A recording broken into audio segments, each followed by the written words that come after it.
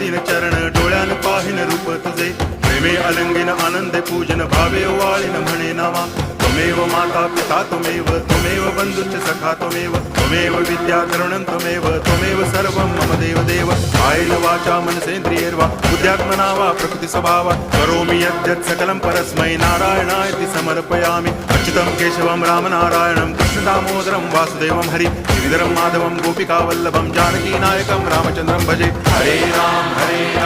Ram Ram Hare Hare Hare Krishna